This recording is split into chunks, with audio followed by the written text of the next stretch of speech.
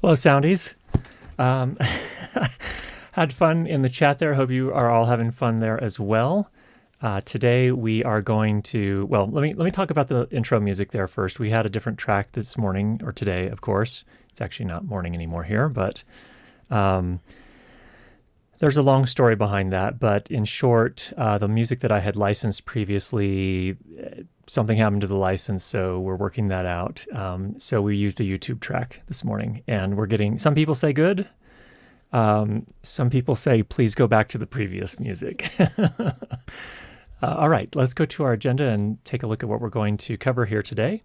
First up, as we get started, we're going to talk a little bit about concealing a lavalier microphone under a t-shirt. I want to really demonstrate that at a practical level and let you see exactly how I have kind of landed on approaching that more recently. So I made a little bit of a change in how I do that. And of course, every situation is going to be a little different, but this will just be another way you can go about doing that. And then once we're done with that, we'll go back and cover our Q&A for questions that were submitted ahead of time, and then we'll open it up to the chat here and take a look there. So let's jump on over to our overhead camera here. And first of all, we have a t-shirt here. This is turned inside out so that I can demonstrate how I would route this and where I would place it. So of course we have our lavalier microphone. Now, Typically what I've done in the past, and actually let's go back to our main camera really quickly. Typically in the past what I would do is, regardless of the kind of shirt, I would actually hide the lav mic down in this area, or if I had a button placket, I know you're not hearing me as well, I might hide it in here, and I still might do that in some circumstances, but with t-shirts, especially if they're really form-fitting, let me show you something here that I would consider doing in a lot of other circumstances. So, and actually if you want to hear exactly what this sounds like, the YouTube video that went up on my main channel this morning, we actually did this technique. So what I would do is actually hide the lavalier microphone just underneath the neck ribbing here, just about there. And then what you can do is actually use the seams as a place to conceal the cable. So again, if it's very form-fitting, this way the cable won't be showing through the t-shirt, which is pretty important if you're trying to hide things. And you can do that all the way around this is the arm seam here, and then you can actually continue that down the seam of the t-shirt, which typically runs underneath the arm. So that's the general idea. And in terms of the materials or the tapes that I use to do that, let's pull this out. So first up, moleskin. If you're not familiar with moleskin, typically what this is used for in the medical world, and you can pick it up at most drugstores. I have a link for it down below as well if you want to buy it from Amazon, or at least just get a closer look. You can buy it in rolls, because when you're doing a lot of lavalier hiding, you may go through this pretty quickly. But originally what it's used for is typically for when, for example, you have a blister on your foot. In fact, I had some of this with me at NAB a couple years ago. I had a new pair of shoes, I got blisters, and I actually put some of this over the blisters, and it made it tolerable the next day so that we weren't rubbing the blister raw as I walked throughout the convention center there. So what I do is, this is actually also really good for hiding lavalier microphones. It is tape on one side, and then it's sort of this felt, kind of very sturdy felt on the other side. So what we're going to do here is just cut a piece. It doesn't need to be terribly wide, and it doesn't need to be terribly large. In fact, that's probably more than we need, but that could also work. I'm going to go ahead and keep it that size. All right, so again, what we're going to do here is, this is going to go here. Danny is madly typing in the chat or something. All right, so we're going to just pull the backing off of this. I just cut my fingernails, and so of course this is a little bit more challenging than usual. There we go. Okay.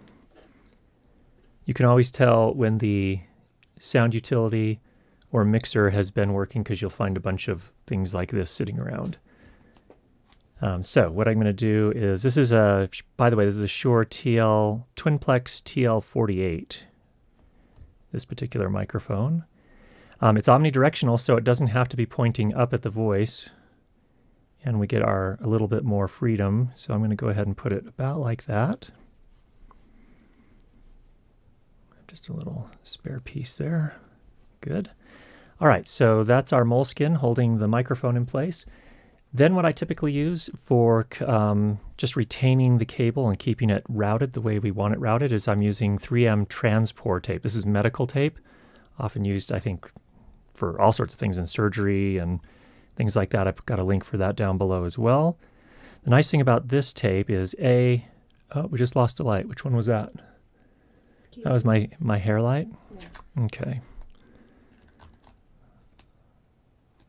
The nice thing about this is you can actually tear it with your hand, which is very nice. So it makes it easy. You don't have to have a lot of tools with you to get this job done. So I'm just going to tape that there, keep that in place. Put some more tape over here.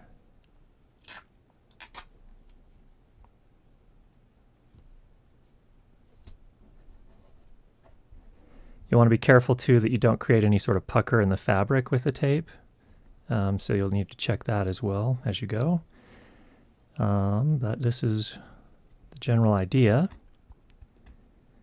And this will also make it a little bit more comfortable for the talent as well. Obviously, it does require the person to not be wearing the shirt while you get it prepped. So you'll have to make arrangements for that. They bring a different shirt. Yeah, ask them to bring a different shirt. I don't know if it depends on if you're working with a situation where there's specific wardrobe for the piece you're shooting. But just trying to keep it in place here. So you get the idea. We can go ahead and route that all the way down the side of the shirt. And then at the bottom of the shirt, you have to decide, you have to know whether they're going to have it tucked in or not tucked in, and then how you're going to route the termination of the cable out to the body pack transmitter. So just something to keep in mind there as well as you do it. But the nice thing about this I found is that generally, again, if it's form-fitting, the cable will not generally show because you're using the existing kind of bumps in the fabric where the seams are to conceal it. And overall, audio response-wise, this works pretty well. It's a little bit higher on the chest than I generally would like it, but a little bit of EQ generally solves that problem as well. And it depends on the microphone, of course. But overall, this has worked pretty nicely. If you want to hear a sample again, over on my main channel today, we put out a video on the RF Venue Diversity Fin antenna. And in that video, when we did the tests outdoors, I was using this exact microphone, and it was concealed in this way. So you can hear what it sounds like there. It was interesting when I leaned over to, at one point near the start, as I leaned over to read something off of one of the antennas on the receiver, some wind actually did make its way down into the shirt, and you heard a little bit of wind there. So you do have to watch out for that. But if the person's not going to be leaning down, the rest of the time we didn't have any issues with wind at all. There was a slight breeze when we did that shoot. All right, any questions out in the chat there? Somebody's saying that the stream is lagging a little bit. But no questions. No questions, okay. There's some creative ideas on spare shirts and stuff, but we don't have to go into that. Okay. All right, well, very good. There is a look at how to conceal the microphone. So let's jump on over to our questions and take a look at those. First up from Philip is a question on wireless microphone systems. On my seemingly never-ending search for the right wireless system for me, I've so far only decided on one thing. And I assume here Philip is referring to the Sennheiser G3s and G4s definitely aren't cutting it for me in critical applications other than monitoring feeds or scratch audio. And Philip, I'd love to know more specifically what the issue seems to be with those. I wouldn't be surprised if it's you're getting dropouts and things like that. If you're using one of the G4 or G3 systems that has the receiver that basically looks like a body pack transmitter, those are not true diversity systems. And they only have one antenna, so I don't even think they're antenna diversity systems. So there are definitely some challenges there. So continuing on, Philip says, I'm currently looking to the Wizicom MPR52 antenna diversity bundle and the MCR52 true diversity. Do you or anyone in the community have firsthand experience comparing the two different diversity systems directly? I know how their respective principles work, but I'm still not sure if antenna diversity is good enough for the intended use in my production sound bag, or if I should make true diversity a priority for wireless mics on Talent, even if that would lead to a slightly higher initial investment and would also entail then getting a BDS, which I otherwise haven't really saw the need for yet. All right, let's just take a look here over on the Mac. I've got a couple of things that we can look at. So here is the MPR52. This is more of an electronic news gathering type of receiver. You can see it's small enough that it can be mounted on top of a camera. That's why it's called a news gathering receiver, really. So it's not something you necessarily, you could put it in a sound bag, but I don't think it was really made for that. And I assume this particular one is antenna. They call it a 2-channel diversity receiver. They're not really specific there. And even if you come over here to the Wizicom USA site, technical data, I didn't necessarily see anything about, did I see anything about diversity? No, it doesn't even mention diversity on the tech specs. In the description, what does it say here? It has 2 built-in diversity receivers. So here's the distinction as far as I understand. True diversity typically requires for each input channel, for each microphone channel or audio channel, it requires an antenna Sorry, it requires 2 antennas and 2 separate receivers. And then the system monitors those 2 receivers, determines which one is receiving the best signal, and switches to that one. And just continuously does that. That's true diversity. Now, antenna diversity, on the other hand, I think doesn't necessarily have 2 separate receivers, but it does require 2 separate antennae. How do you say the plural version? Antennae? Okay. So it's not necessarily as robust, at least in theory. So I don't know for sure, but that would be more of an ENG type thing. If I come back here to look at their other receivers, this is the true diversity bag. And this one's actually a 4-channel receiver, but it is a true diversity. See, here they call it true diversity. So I assume that the other one is really just antenna diversity. And what they mean by this is that each channel gets 2 different receivers. So that's what is defined as true diversity in this case. My advice, Philip, is if you're going to be investing for the long haul and you can swing it, I would go for the true diversity personally. So it's one of those situations where it's a kind of a buy once, cry once. And if you're doing critical work where you have to hold on to signals, having that true diversity is going to be really helpful. And honestly, once you start getting to bigger jobs where you do have the opportunity to set up shark fin or paddle antennas, I think having that true diversity capability is going to be helpful as well. So you can really hedge your bets and really make sure that you are able to hold on to signals. And things get rough out there in some locations, so that can be really helpful. So that's my personal advice. If anyone has any experience with that particular system and they can share that with Philip, that would be really helpful. We would appreciate that. There are a couple of comments about the hiding the log. A couple of people suggest or let's go back to the main cam and go to the questions. Questions about so they said, would you recommend this over Rycote stickies? Yeah, go ahead and bring them up. So we're going back. Lewin asks, when I was talking about hiding the lavalier microphones, would you suggest this over Rycote stickies? It's probably a less expensive way to do it in terms of if you're going to be hiding lavaliers on a regular basis, it's probably less expensive than the stickies. Stickies are useful, but I found this works really well. Stickies work well too. I don't know that it's necessarily, I'm just for t-shirts in particular, I found this system works pretty well. So the over or the undercovers could do the exact same job. I prefer having, if we can go back to the overhead cam real quick, I prefer having the moleskin in this shape here because it's a little bit more, like a sticky would only be about that much. But this has a little bit more adhesive, so it's less likely to come out of place. So I'm not trying to say that the stickies are no good, but I generally would go with this first. Mike says, any thoughts on Rycote stickies for attaching lavs? Attached directly to the person, of course.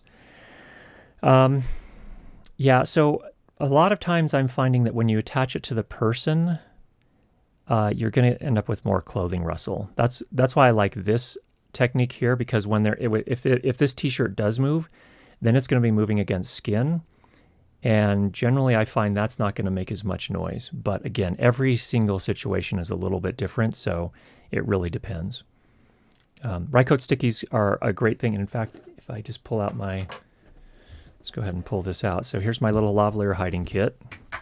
You will note we have stickies in there, and I use them from time to time. So it's one of those situations where you just want to have as many options on hand as possible. You'll notice also in here I have another kind of tape. This one's called Top Stick, which is basically wig or toupee tape. It's 2-sided tape, which is made for adhering to skin. Another option for you. We have some other moleskin here as well. You can see here some more Rycote. These are undercovers. Of course, a few spare alligator clips, actually a vampire clip and an alligator clip. And then I've also used these in the past. Never been as much of a fan of these, but these are basically foam concealers, and this one's made specifically for the Senken COS 11, where you route the microphone up through this. The idea is that this holds the clothing away from the microphone a little bit, and that can work if I would generally attach this to the clothing, and so that if it does rub against anything, it's rubbing against skin. I think generally that's going to make a little bit less noise. And then here we have some springs, and you might be asking yourself, why in the world do you have these? These are actually some of the larger ones are impractical, but the smaller ones you can actually use to conceal a lavalier microphone in someone's hair. You have to be very careful, and probably best to work with a hair and makeup person to do that. But that is another option that can be really helpful. And in fact, if I can, I love putting microphones in hair because it's one of the best sounding things. It just takes a long time, a lot longer. And so it's not practical in a lot of situations. But that's what I have in my lavalier hiding kit there. Any other questions? Oh yeah, Greg, Lav on t-shirt, you are not going to see the tape. Always tape only on the actual collar. It depends. You have to be careful so that the puckers don't come through. Yes. This is a pretty thin t-shirt. You're actually even seeing the cable through this particular one. But yeah, you have to be careful.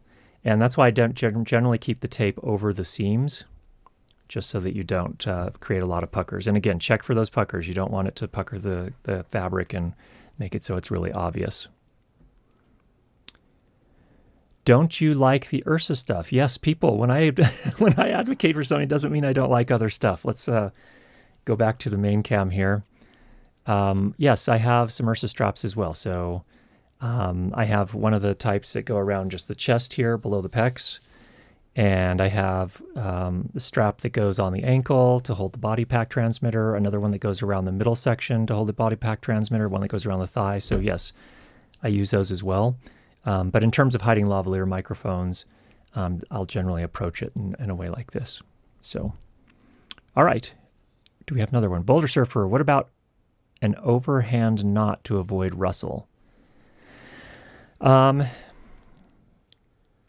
have, when I've hidden things underneath a t-shirt like this, like I just showed you, I generally haven't found that to be an issue. You're providing enough strain relief down the whole length of the t-shirt that it's generally not an issue. So if you're not concealing it in this fashion, if you're just running a cable, if you just have the microphone taped in one spot, at the collar, for example, or wherever, and then you run the cable down, in that case, I definitely would use the overhand. It's not just a loop is basically what you do. So let's go back to the overhead cam here, just so people understand what we're talking about. What he's talking about here is you would just put a loop in it like this and then put a piece of tape right here. And the idea is that if the body pack gets tugged, it shouldn't transfer that tug up to the microphone itself. So that's the main idea with that. But yeah, that's a great technique as well. What I'm suggesting here is one way to consider doing this. There are a million ways to do it, and there are a million ways that can work right given the circumstances. So don't take this as Curtis Judd is saying, this is the only way to do it. There are a million other ways to do it. And I'm an advocate for doing what works. So if this doesn't work for you, move on to something else. How do you use the springs exactly? The idea with the springs is that you bring up, and this, I'm not an expert at this, so I've worked on a few sets where we did have hair and makeup, and the way it works there is basically you put a part in the hair to run the cable up, and you put the cable, or the microphone is usually concealed just behind the hairline here. So they'll put a part in the hair to run the cable, and then they'll bring two strands of hair up on either side of the cable and use a spring to hold it in place. That's how that works. I hope that description made sense. Did that make sense? It made sense to Danny. Hopefully it made sense to everybody else. Okay, we good on that? All right, back to the questions. All right, next question is from Lewin, who wants to buy his first wireless lav system with possibly the option to do a wireless boom. Additionally, I'd like to buy my first boom pole also. What do you suggest? I mainly do video, however, I have to provide audio myself. All right. Well, Lewin, it depends on what you're shooting and the locations at which you're shooting, and it depends on your budget. There are a lot of things. So when we were talking about Wizicom transmitter wireless systems earlier, those are high-end. Those are definitely professional-grade wireless microphone systems, and they're very expensive. So, for example, let's see here. True Audio. The ENG receiver, dual channel receiver, is $1,950. So it's quite, that's a cheap one. I think if you go to the other one, the MCR54, let's just take a look there. MCR54, That's a 4-channel receiver, so it's not comparing apples to apples, of course, but that is $3,145. So that's less than $1,000 per channel, which is actually pretty good. That's just the receiver, though. Then you also have to buy the transmitters. So back to the question, Lewin. I think that it depends on where you're at in your career and what kind of budget you're working with and how critical things are. If you're mostly doing sit-down interviews, then I don't think it's as critical. I think you can get away with something more like a Sennheiser G4 or an AVX even, or a Rode Wireless Go or Wireless Go 2 even. The 2.4 gigahertz ones, those are typically the consumer grade ones, are 2.4 gigahertz. Those don't do really well outdoors. So that's why I kind of asked about, what circumstances will you be shooting in? Are you going to be mostly indoors or outdoors? Outdoors with nothing around is a really tough place for wireless. Typically, the radio frequency goes out and just sort of dissipates over time, and so there's nothing for it to bounce off of. Of course, bouncing creates problems too, but nevertheless, if you're outdoors, those 2.4 gigahertz systems, in my experience, don't hold up very well. That's where UHF systems generally do better. The Sennheiser G4 is probably one of the less expensive UHF systems that I seriously can consider getting into if you're doing professional work. And the G4 system is interesting because it's almost like an ecosystem, really. It's more like a product line that has a variety of different features. So while the small receiver is not true diversity, you can actually get a half rack receiver, which is true diversity. So there are different features there. Shoot mostly indoors at the moment. Okay. That's where a 2.4 gigahertz system could work pretty well. If you are near a wireless hotspot, you may need to move away because that can create all sorts of interference. And if people have their phones on them while they're shooting, you may have to ask them to turn off the radios or, just put their phones down somewhere else. Those are the kind of things you have to work around with 2.4 gigahertz. So I would say, again, not knowing your budget, something like the Rode Wireless Go 2 at the bottom end would be something to look at. And then on the higher end, I use Audio Limited, which is now Sound Devices, their A10 system. But that's a pretty expensive system. So you're talking there probably, I think their dual channel receiver is about $2,500, as I recall. So it's more than $1,000 per channel on receiver end, plus the transmitter is another $1,500, I think. So they get pretty expensive. Plus, then you have to buy the microphone, and a good lavalier microphone for any of the pro systems is probably going to be at least $200, but probably north of there in most cases. So what I use is an Audio Limited A10. So I have 2 dual channel receivers. I have 4 transmitters. And then as far as microphones, I use the Twinplex from Shure. I think those are like $500 microphones. I have some Sanken COS 11s. Those are about $380, $390 US. And those get some good results. So boom poles. Here's another thing. If you're going to use a wireless boom, that's a different matter altogether too. That's where something like the consumer systems, except for the Deity Connect system, most of the other consumer systems won't be able to power a boom microphone, so you're going to have a boom microphone that powers itself if you are going to use a consumer wireless system. The Deity Connect actually does have a transmitter that's an XLR plug-on transmitter, so that is another option as well. Okay, so those are some thoughts there. Things to look out for. Now, could you bring that one back up? That was from Techno Cheesecake about boom poles. There's some cheap e-image boom poles, which are nice. Maybe Deity systems to get started, although remember to recharge. Yeah, that's the thing with the Deity system. Well, there are a few things. It's a 2.4 gigahertz system. Doesn't do super well outdoors in my experience. The batteries are inbuilt on the transmitter packs, so they're pretty good battery life, but you got to go into the day with a full charge, or you could be in trouble.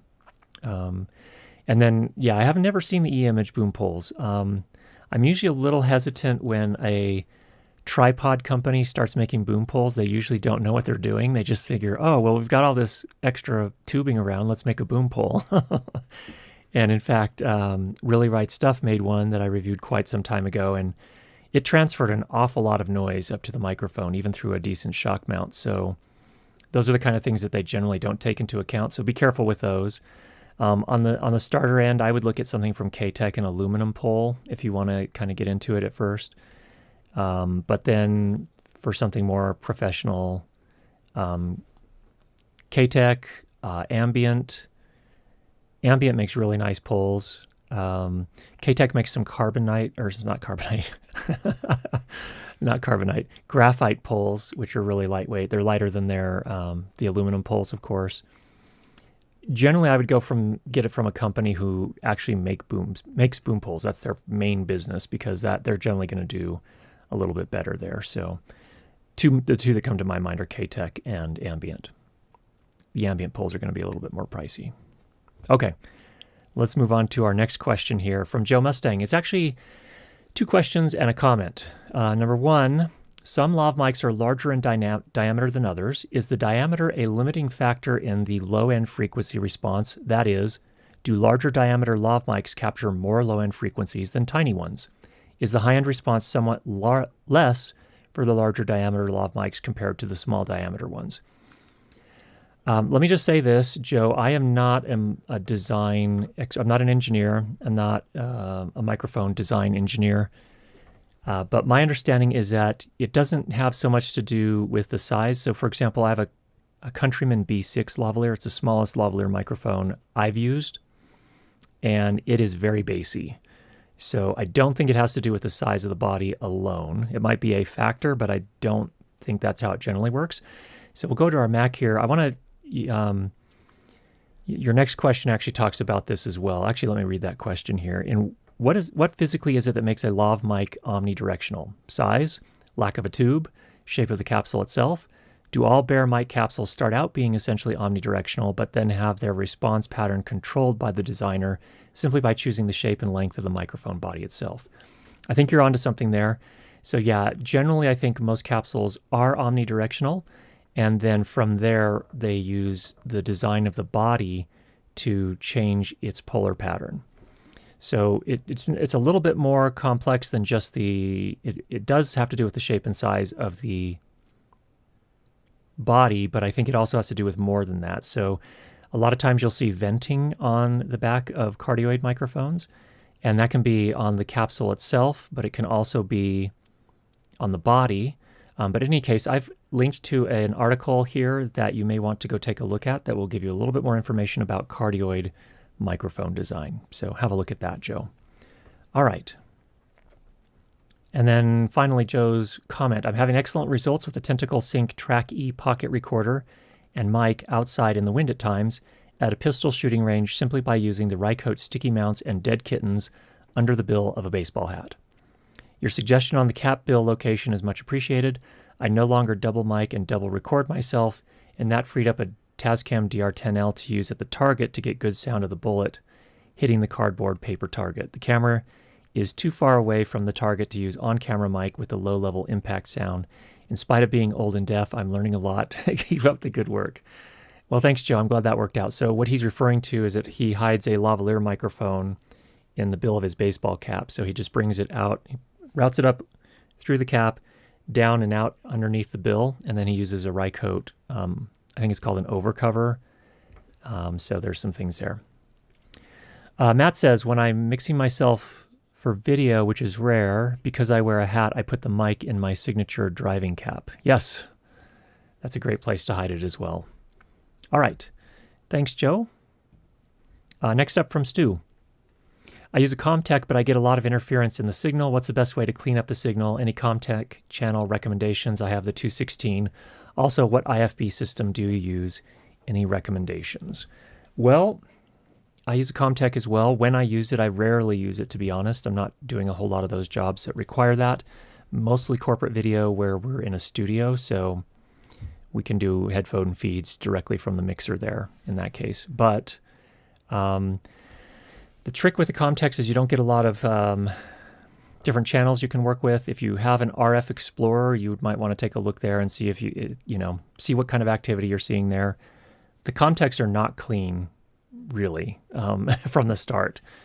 So I wouldn't, I don't really have a lot of suggestions there other than possibly start looking at other systems as well. I don't own any other IFB systems, but definitely people in the chat, please share your experience with different IFB systems or Comtech systems or anything you're using to get audio from your mixer to either to a camera or to someone else that needs headphones on the set to listen. So the new Deity BPTRX is supposed to be able to do that, although I would be careful. I would suggest anyone who's looking at the BPTRX, let's switch over to the Mac. Here's my friend, Alan Williams. Paused at an inopportune moment, kind of a funny look on his face, but he did an excellent review of the Deity BPTRX. So he tested a whole bunch of different scenarios. It's a ridiculously long. It's like watching a movie. It's an hour and 6 minutes. It's longer. It's long enough to be considered a feature movie. But he covers just about every possible scenario. So you'll probably want to go look at that before investing in that. But that's kind of an interesting tool, the BPTRX. They can do lots of different things, including work as an IFB system. So, all right. Hopefully that helps, Stu. Sharon has a question. 5 speakers sitting around a dining table in a U shape in an untreated dining room with lots of hard surfaces. I will be able to monitor the audio but not actively adjust levels or adjust where microphones are pointed. The goal is a lively conversation rather than a scripted presentation. Ideally, a dynamic microphone handed between the speakers would produce the best sound, but would not look like a casual conversation. I'm thinking of using 5 Omni Lav mics and configure auto mix on my Zoom F6. Thoughts? I think that's a fine choice, Sharon. I think that's how I would approach it probably in this circumstance. That's probably what I would do. You could put boom mics up for each of them. That's a lot of work, and to keep them all out of the shot, if you've got a U-shaped table, is going to be really tough unless you've got a grid, but you're in a dining room, so you don't, unless you have a chandelier that comes out over the people and you can connect things to it, but I'm going to guess probably not. So, and even if you did, most people wouldn't want to attach a lot of things to their chandelier, like microphones, and it's probably not necessarily safe either. So, yeah, I would probably approach it with 5 lavalier microphones and turn on auto mix. Also record the isolated channels so that in post, if you do need to, you can do a more careful mix if you're not happy with what auto mix does. But generally what I find is auto mix is not aggressive enough on the Zoom F6. So if anything, if in post you have to do a remix, then probably you're going to be looking at railroading the tracks. That is to say, whenever someone is not talking, you cut that portion of their track out altogether, so you're not picking up room noise or phase or comb filtering or anything like that. So that's how I would generally approach that. So I think you're on the right track. Next up from JP, I'm considering purchasing the Deity Microphones Connect Deluxe Kit 2-person wireless Omni Lavalier microphone system with backup recording, which is, I think, the BPTRX system.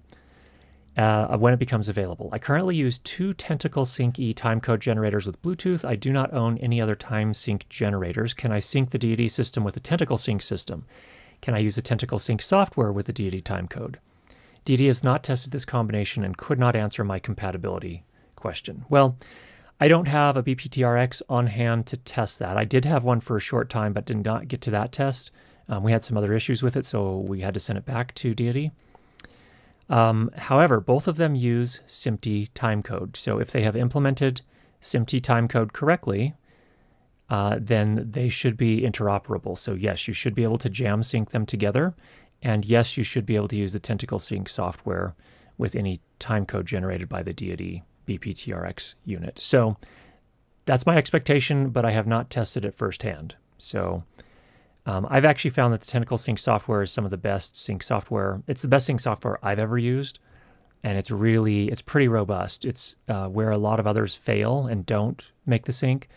Tentacle Sync does. So, and this is specifically in relation to recording timecode into an audio track that then needs to be converted in post or read in post, so that it can be so the syncing can take place after that. So Jay, I don't have any information to share beyond that, but you might want to contact Alan Williams. Again, we just showed his video over on YouTube. He goes by Sound Speeds on YouTube. He does have the BPTRX, and I would be surprised if he doesn't have some sort of timecode generator. I don't know if he has the Tentacle Sync E's or not, but you might reach out to him and see if he has any input for you on that. All right. Next up from Sergio, this is not a sound question, but it is a lighting question. I'm about to buy a key light. I'm looking for one that gets the job done but doesn't take up a lot of space behind the desk, something like the GVM key light or alternatives with a similar form factor by Falcon Eyes, Aperture, Photodiox, and others. I went to your blog to read the notes on your Sound for Video session, live stream audio, BTS, and Q&A, July 2021, and didn't see any mention of the key light you show there. Can you share with me what brand and model it is that you're using? Yes, that is a D&O Lighting 180W. And I put a link down below in the description here today so that you can go take a look at the video where we covered it. It was actually a video where we talked about 5 different lights, but that's and I put the link so it goes directly to the D&O light section. So that's the one I'm using. Also, I remember watching a similar BTS video where you show your mixing space. Where can I find that other video? Whew. I don't know exactly which video that is. We've created a lot of videos. It's either going to be on the Curtis Judd channel or the Curtis Judd audio channel.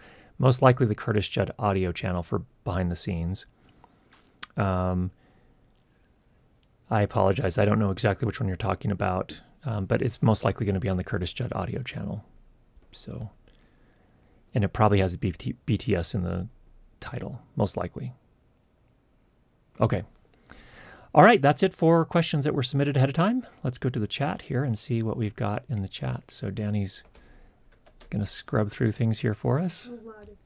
A lot of questions. Okay, by the way, if you do have a question, go ahead and put @Curtis Judd Audio in front of it. It'll make it a lot easier for Danny to find that and bring it up. So here we go. This is having to do with stuff. Rob. Okay, regarding Sharon's question, the other bonus with multi-mics is it will be so much easier to post with separate tracks. There's always a quiet talker, weird EQ needs, etc., etc. That's a great point. Yes, so definitely a different mic for each person. So yes, that'll give you options in post, assuming there is a post, unless it's a live situation. But yes, I agree with that entirely, Rob. Thank you. Mike says, regarding Sharon's question, I would advocate trying to record in another room to avoid lively acoustic, of course. May not have the option. And that's true. Also consider using sound blankets. I know I harp on this, but for heaven's sakes, people, when are you going to believe me? We had a lot of people, and in fact, Gerald Undone put up a video a couple weeks ago where it's the Not a Podcast series where he's talking to, what is his name? I've forgotten his name. Make Art Now.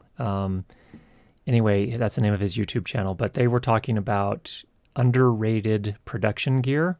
And one of the very first thing, in fact, that Gerald lists was sound blankets. And what he confessed on that was that he had asked about that a long time ago, and I told him sound blankets, and he didn't really take it seriously. And he went and spent tons of money on lots of other things, including microphones and DIY custom acoustic panels and so on and so forth. And then more recently, he bought some sound blankets and mounted them on a C-stand. And he said, wow, what a difference. I had no idea it would be like this. So the sound blankets, too, even if you can't put them behind the people, you can put them, like if there's a hard floor, you can put them down on the floor, and that'll make a big difference as well. So anything you can do to help along those lines can make a big difference. So thanks, Mike. That's a good point. I don't know if moving locations is really an option, but if it's not, sound blankets are something to consider as well.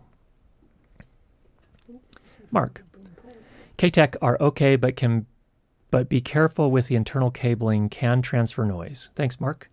I actually use the internal cabled K-Techs, and I haven't had that issue generally, as long as you're using a good shock mount, but everyone's experience is different, so thanks for sharing that. I appreciate that.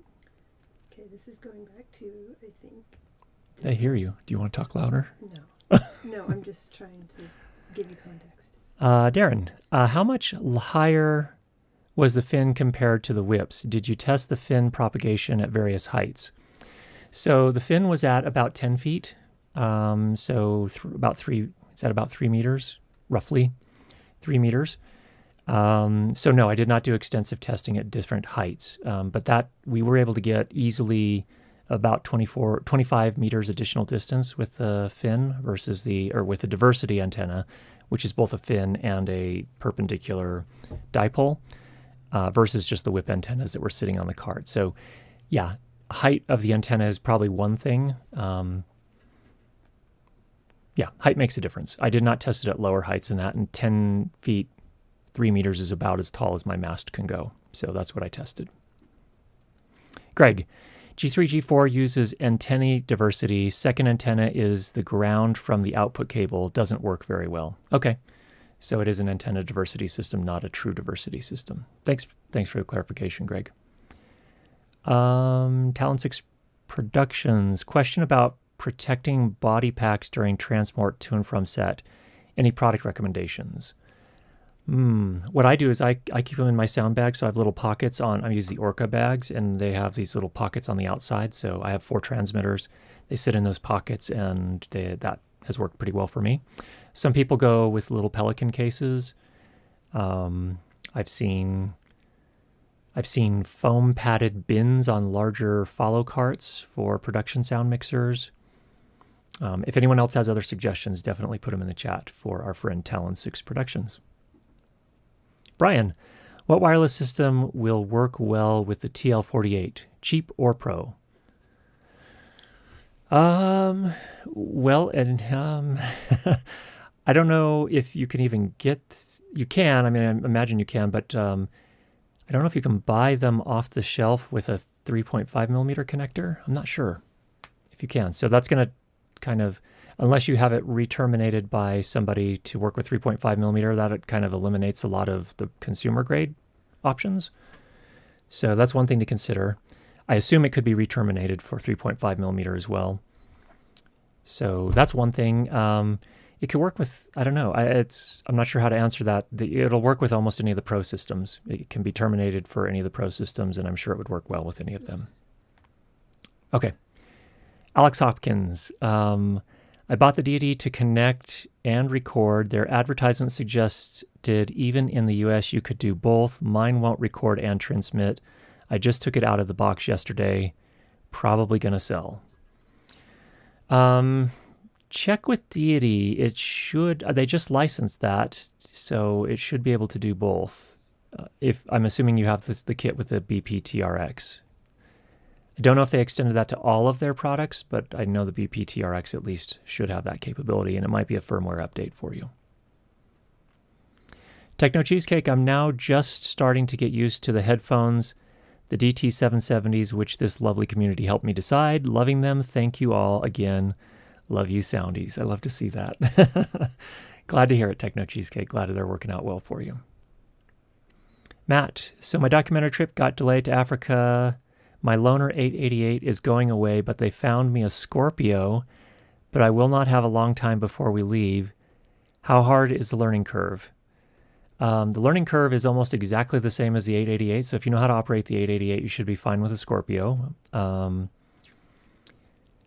I don't know where you're starting from, but there is a learning curve, definitely. So during my day job, I manage a group of producers, and my producers, we use an 833. They're getting the hang of it. It's taken a little while, but if you dive in, it shouldn't be too bad. If you already know how to use the 888, you're pretty much set. The menus will be a little bit different, but only where there are additional features. And basically the Scorpio is the same as the 888 with a lot more inputs, more outputs, an additional Dante channel, or not Dante channel, but an RJ45 connector for the Dante network, so you have a primary and a backup. Yeah, but otherwise the menus are very, very similar, so I don't think there'll be a big jump for you. So good luck, Matt. All right. Have you ever recorded sound and when you got home you notice that there is no sound or the audio is not usable? How did you solve that with the client? I have not had that issue, thankfully. What I would suggest to avoid that issue is test, monitor during the recording before you leave set and before everything is packed up. Play back some audio tracks and make sure you got what you needed.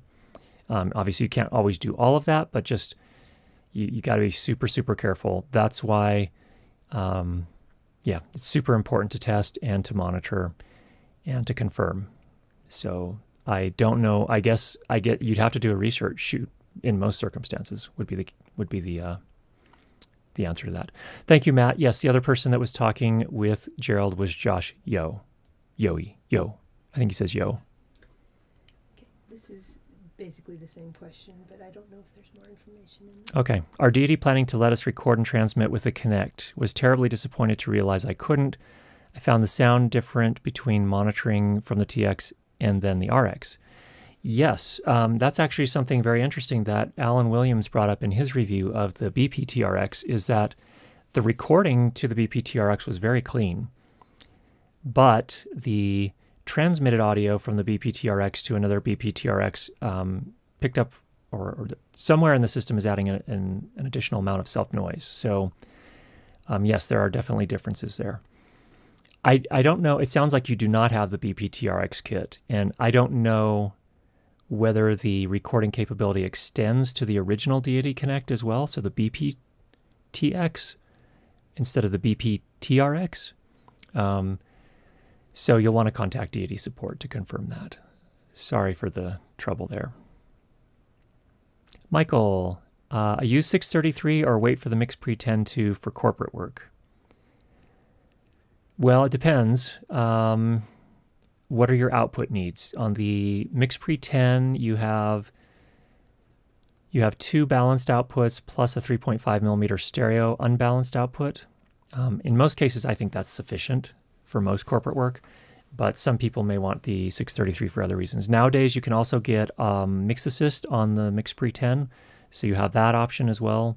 You do not have Dugan Auto Mix as an option, but I've actually found that's not necessarily an issue. Like the Mix Assist is different, but it's quite good.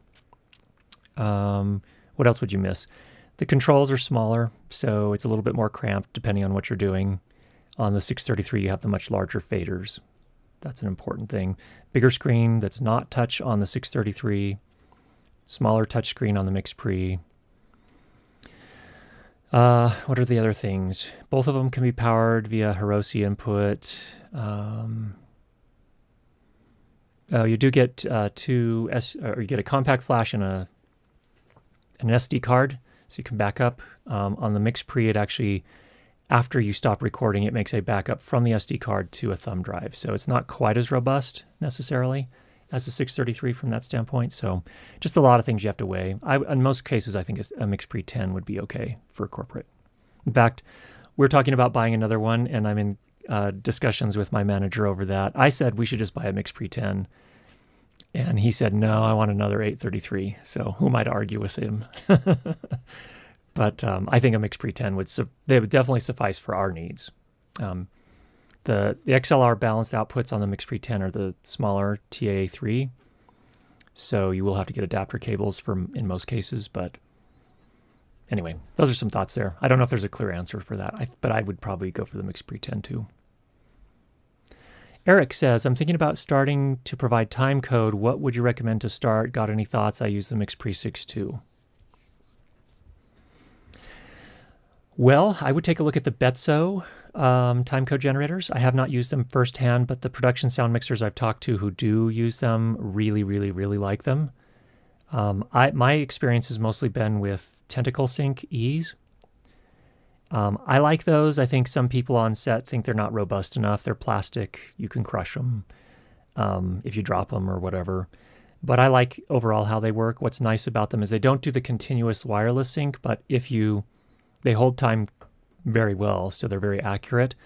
And all you have to do is open up an app on your phone and tap a button that says rejam all of them, which is really nice. So I personally like the Tentacle Syncs, and I also like the software. If you're going to be doing your own post, then the Tentacle Sync Studio on Mac is very good. On Windows, all it does on the Windows side is basically convert audio timecode to metadata timecode. So it's not as full-featured, but on the Mac, it's a very nice app and can do just about anything I've ever needed it to do. So those are my thoughts. But if you're really buying for the future and you're going to be doing production sound mixing professionally and you're trying to go for a high level, I would take a look at the Betso wireless, they are wireless, but the timecode gear that rejams wirelessly continuously. So those are pretty cool. Danny, How directional is the fin antenna? It is very directional. You do need to get that aimed correctly. So, yeah, it needs to be aimed the right direction. And if people are moving, you're going to have to reorient the direction of the fin as well. So it's generally, I think, RF Venue, I think most of their client base is for doing work in venues of various sorts, like you, Danny, I think. But if you just aim it at the stage, that's generally good enough. So that's going to be a problem if someone went off stage and over to the other side of a convention hall or something like that. That's where you're going to run into problems. Mike, where are you on dithering? I've never been that bothered, but someone whose opinion I respect was quite shocked that I don't dither conscientiously.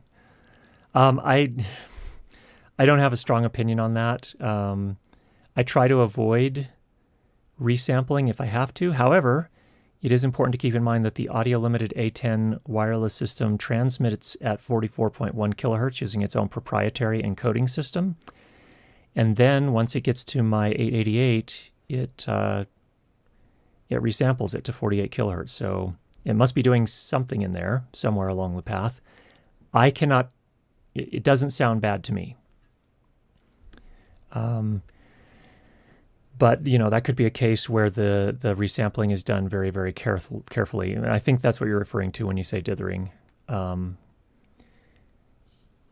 Yeah, I'm sure there's some bad dithering that could affect the quality of some audio. So, yeah, you probably should be somewhat conscientious about it. But I generally don't have to do, fortunately, a lot of resampling for my work, in post at least. So anyone else out there that has more experience at that, please help Mike out. I would love to hear what you have to say on that. Mark says, for transport of sensible body packs, mics, etc., you could get a small Pelican case and cut out the foam for each. Absolutely. I've seen that definitely lots of times. In fact, there are some cases, not necessarily, SKB makes some as well. Pelican makes some that are specifically made for that purpose. Some of the SKB ones are for the smaller, so like a 2-channel Sennheiser G3, G4 set. They have actually the foam cutout made specifically for that. So thanks, Mark. I have the 888 for 3 months. I'd get learning now then, Matt. And then as soon as you get the Scorpio, it'll be easy to make the transition.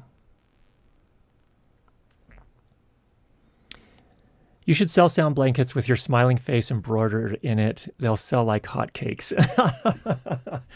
No, we're not going to do that. And the reason I say that, a few reasons. Number one, that makes me very uncomfortable. But number two, the sound blankets are awesome because they're also a lighting tool. They're black the ones that I've bought are black on one side, white on the other. So you can use them as fill or negative fill, which is really helpful as well. So having a big face on them, well, I know that you're joking, would potentially negate that. Unless I guess you do it in black and white. It's just sort of an outline.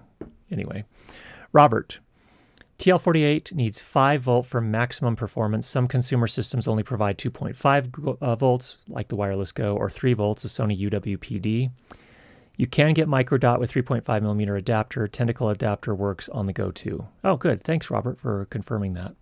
So yeah, I think that's another thing, is that the power is going to be important. The interesting thing is, I don't know why these consumer systems now are coming out with lower. I do know why they're doing it, but it's a real downside in that is that when they only supply like 2.5 volts, that's going to cut out a lot of higher quality lavalier microphones. And from my point of view on the Wireless Go, the whole point of the 3.5 millimeter jack is so you can attach a much higher quality microphone if you need to.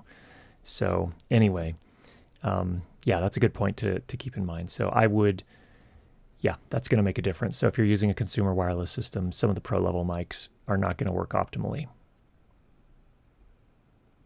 Oh, thanks for the super chat. TechMed Richter.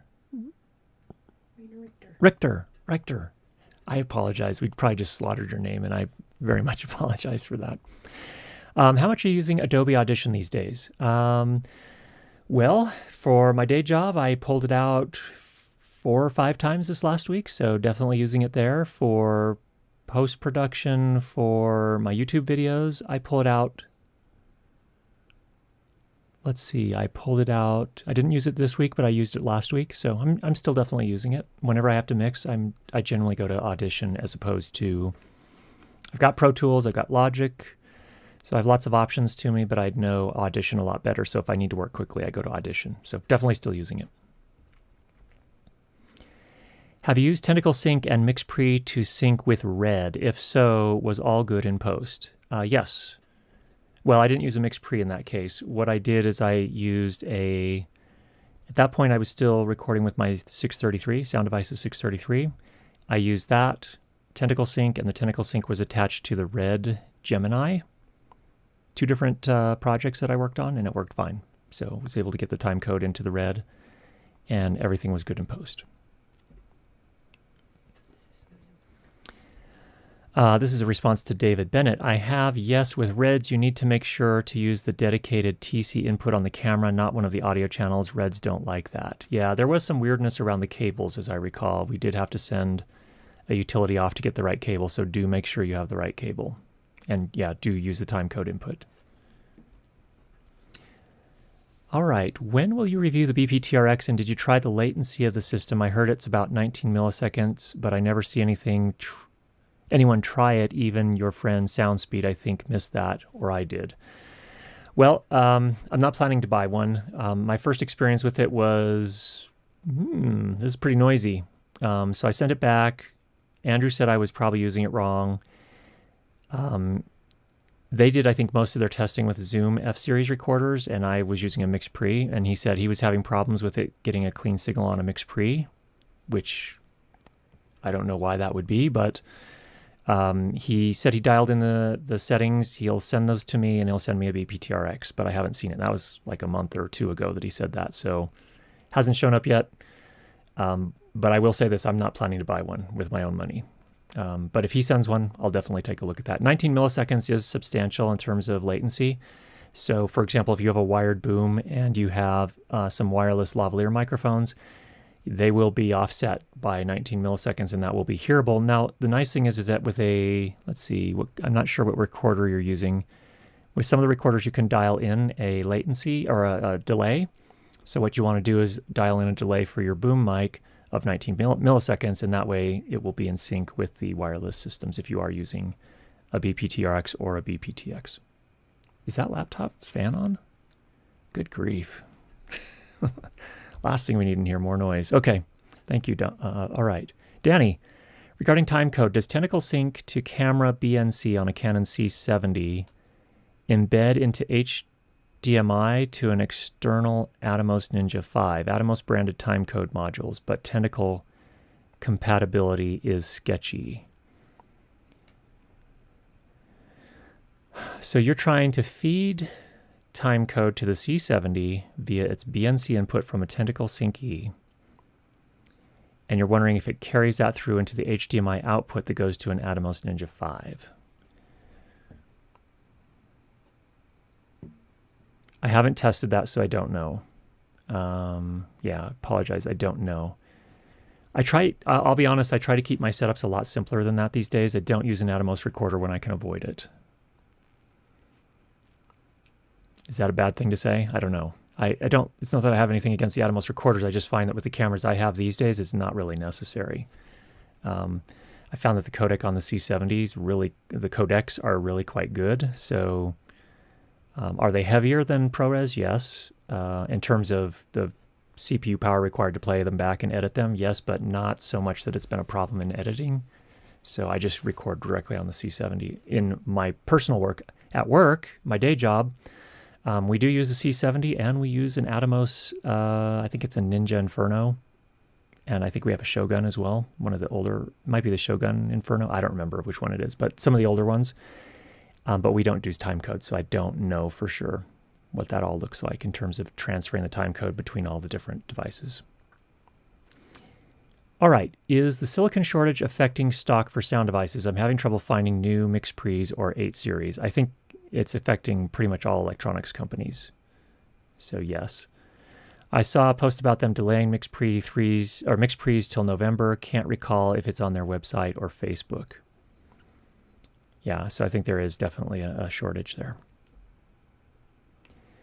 Linda says, do you have to use a timecode generator with the MixPre 6.2, or can you attach to a camera and jam sync? So, Linda, you can typically, if the camera has a time code input, you can attach to it and well, here's the thing. Cameras do not have inbuilt. I've never found a camera yet that has an inbuilt proper temperature compensated crystal oscillator, which is to say a very highly accurate clock. So the thing is if you jam, if a camera does have the ability to jam sync and you can disconnect the cable at that point, it's going to drift, and it's going to drift pretty quickly in most circumstances. So keep that in mind. If you really want to keep the sync, in lockstep, you have to keep it attached throughout the shoot. So that's one thing to consider. Otherwise, what you can do is you can buy one timecode generator, jam it to the MixPre 2, and then keep that timecode generator connected to the camera throughout the shoot, and that should do the same job. So those are kind of basically the options as I see them. Okay, 2 quick Thanks, thoughts. Linda. Okay, 2 quick questions, then we have to wrap. Quick thoughts. Oh, thoughts. Agree with Alex Hopkins Entertainment, but use your crab mascot as the logo in gray. Don't be crabby. Use our sound blankets. Great idea, Boulder Surfer. Thank you for that.